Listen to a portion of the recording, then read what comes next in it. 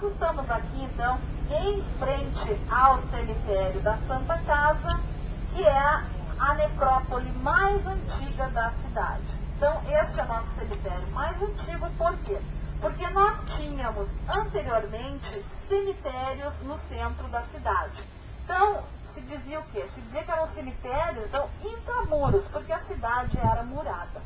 O que acontece é que a grande necessidade da higienização e uma palavrinha, né, que a gente usa para dizer o quê? O aformoseamento da cidade, ou seja, né, deixar a cidade mais bonita, mais arejada, exigiu com que nós tirássemos os cemitérios de dentro, então, daquela zona de maior convívio dos vivos, pois os cadáveres proliferavam, né, enfim, bactérias, deletérios, coisas do tipo.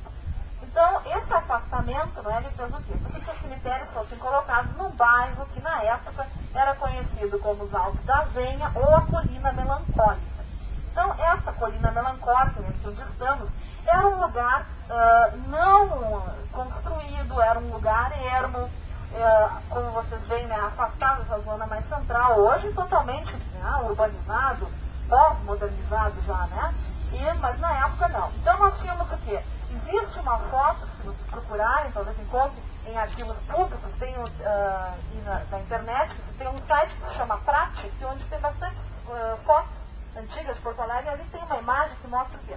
Mostra essa colina aqui completamente erma, somente com árvores, uma estrada, essas carteireiras, que a nossa avenida era uma estrada toda de terra, né?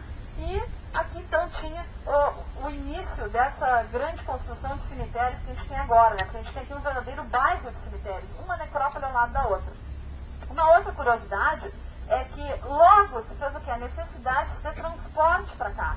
Então, a partir de 1864, já começa a ter transporte para essa região por virtude da data de finados. Então, o primeiro transporte para essa região é em 1º de novembro de 64, nas antigas e conhecidas machambombas, que era uma espécie de um trem encarregado, né, então, trilhos de madeira, que dava uma série de problemas, desencarregava, etc. E mais adiante, lá por 72, 78 mais ou menos, começa então a existir a companhia da Carris, né, nossa apoiadora aqui, e começa a ter então um transporte mais organizado devido à grande movimentação do período de finados. De elementos que encontramos no repertório da história da arte, e nós temos aí então algumas com uma influência greco-romana, né? Temos a presença das colunas dóricas, né? Colunas jônicas. Então, nós verificamos aqui esses elementos de estilo, né? Os estilemas, e tem uma outra questão que eu gostaria de chamar a atenção de vocês, que a maioria dessas capelas, elas estão identificadas, tá, pelas firmas que colocaram essas capelas aqui no cemitério. Muitos homens de ouro na mão, que não existe mais, né, infelizmente sofreu um ato de vandalismo aí, e foi retirado, né. Então, essa escultura também é atribuída ao Alfred Adloff, né, aquele mesmo que eu mostrei para vocês ali, que no túmulo de Rubem Berta, então, administrador, presidente da Varig, onde vocês veem aí um túmulo de representação moderna, com as asas estilizadas, então, o túmulo deste grande homem, foi quem organizou a fundação de organização dos funcionários da Varig. Agora, em termos gerais, né, para falar desse cemitério para vocês veem aí que nós temos uma concepção diferente daquele cemitério que nós estávamos. Primeiro, o modelo desse cemitério é o conhecido modelo cemitério floresta, que é muito preferido pelo povo alemão. Então aqui a questão da representação vai ser diferente também. Ele é um cemitério arborizado, onde nós temos um convívio harmonioso da estatuária, da escultura, dos túmulos, com as plantas, com as flores, a vegetação. E vocês veem que as ruelas dele são mais estreitas, então a gente vai andar aqui um pouco em fila indiana. Então a gente vai começar a nossa entrelaçadas. Reparem no detalhe da representação da manga do vestido dessa pranteadora. Ele traz esses botões, que na verdade não são botões. Esses botões são as fíbulas. As fíbulas eram uma espécie de broche, de abotoadura, usada para dar caimento de diversas formas desse grande vestido de tecido que era conhecido como kiton. na Antiguidade Clássica. Então ele podia ser abotoado sobre os ombros, ele podia ser abotoado ao lado dos braços. Então aqui vocês veem ele do ladinho do braço, né? Uma escultura de arte funerária mais recente.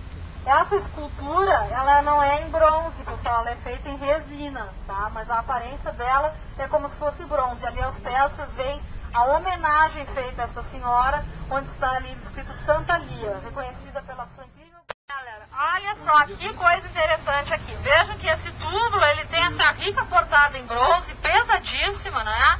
Mas o que é interessante de observar estas duas alegorias que estão lá diante da porta dele. Vejam vocês que nós temos uma pranteadora, tá? De novo essa figura feminina lamentosa, dá bastante eco aqui, ó. E temos a figura de um pranteador. Um pranteador, né? Chama a atenção, vocês viram alguma figura de homem chorando e lamentando em túmulo, sem ser aquela lá que nós vimos da Santa Casa, onde a mulher consolava o homem? É bastante raro, né, de se ver. E aqui, de novo, o homem aparece, então, lamentando. É uma figura de um pranteador. Essa figura masculina lamentando, ela é bastante comum de se ver em cemitérios, por exemplo, na Argentina, em outros países. Mas aqui no Rio Grande do Sul, acredito eu que não seja muito comum de se ver, não, tá? Aqui temos, então, essa figura de pranteadora com ramos de um buquê de flores de papoula, aquela do sono, que eu falo para vocês. O professor Bellomo, ele diz isso, né? O professor Bellomo é um grande pesquisador aqui no Rio Grande do Sul. Ele diz que a maior Cristo que ele encontrou em sentido de tamanho, né, nos cemitérios gaúchos. E vocês veem que o interessante é que ele é a única escultura de Cristo dentro desse cemitério, que é o cemitério evangélico. Então essa representação é diferente lá da Santa Casa, né, que a gente viu. Tem, claro, vocês vão ver ali que tem medalhões dentro do rosto de Cristo. Isso a gente encontra aqui dentro. Mas não assim um Cristo inteiro. Então vocês veem aí, e ele tem na mão um orbis terrarum, né, que seria essa representação da terra com essa cruz de Malta em cima. Esse Cristo, ele é uma espécie do pantocrata também, então aquele gesto dos dedos, que vocês me perguntavam lá na Santa Casa, tá? E vocês imaginem então o peso, a quantidade de material, porque ele é todo feito em bronze, tá? Finalizamos então a nossa visita, não é? Pelo início da história do cemitério. Por quê? Porque aqui nós estamos no túmulo mais antigo do cemitério. Ele data, a data do falecimento, então aqui, né, está 1852, né? Este cemitério, vocês veem que tem as datas ali na portada, né, destacada em branco, também da data de surgimento do cemitério. Então, esse túmulo, né, do Peter Hahn, ele é conhecido como o mais antigo. Vocês veem aí a questão que eu falava para vocês da pedra grés como material empregado nos primeiros túmulos, né? Se a gente for pensar uma analogia da história dos materiais. E aqui justamente aparece a prova concreta disso, né? Porque nós temos o túmulo mais antigo feito também em pedra grés. Aí depois, né, mais adiante um pouco, nós vamos ter esses túmulos, né, em forma de cruz. Aqui temos dois, ali temos dois, que seriam então os mais antigos no desenvolvimento do cemitério. Eles têm representações de signos escatológicos, então signos associados à morte. Vocês veem aqui que tem dois ossos cruzados, bastante estilizados. Ele é gravado de uma maneira muito simples, né? Ele tem umas meias conchas ali, corações, na parte de cima. Vamos fazer o fechamento do passeio. Eu gostaria de agradecer ao pastor Adilson por nos receber, pela administração do cemitério evangélico, a Santa Casa também, o cemitério de Santa Casa, que nos recebeu, a prefeitura por ter promovido este belíssimo passeio. E um agradecimento muito, muito especial a vocês por terem vindo, por terem partilhado, perguntado, se interessado. E quem quiser saber alguma coisa, eu tenho aqui, eu vou escrever vocês tem pouquinho. Mas o endereço do meu blog, depois que quiserem perguntar, mandar foto, né, é marmorabilia.org. Então ali vocês podem entrar em contato comigo.